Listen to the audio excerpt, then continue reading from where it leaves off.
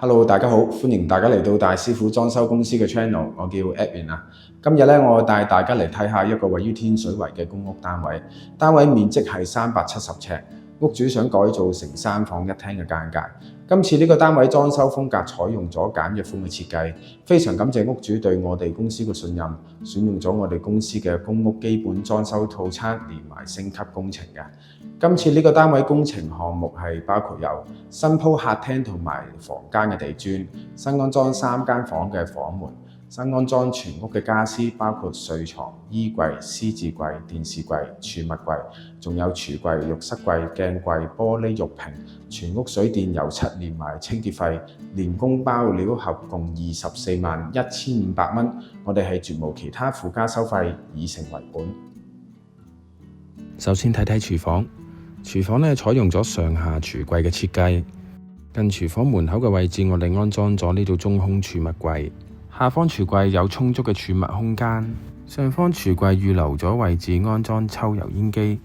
而工作台面我哋採用咗白色嘅石英石。而喺雪櫃同乾衣機嘅上方，我哋亦都安裝咗一組儲物櫃。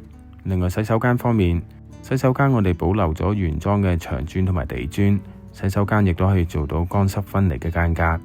洗手間嘅另一邊，我哋分別安裝咗一組鏡櫃同埋一組洗手盆櫃。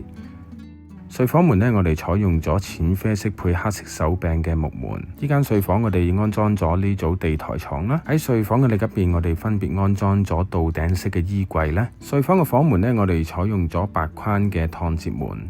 呢間睡房亦都安裝咗地台床，側邊呢就係一組倒頂式嘅衣櫃，側邊就係一組嵌入式嘅書台連展示櫃。呢間睡房房門同樣安裝咗白框嘅趟接門。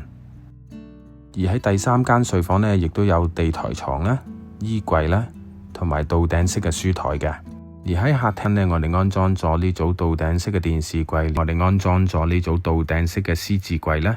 而喺獅子櫃唔同嘅位置，亦都有 LED 嘅補光燈。大家睇下，我哋將單位改造咗3房間隔之後，客廳仍然有充足嘅生活空間。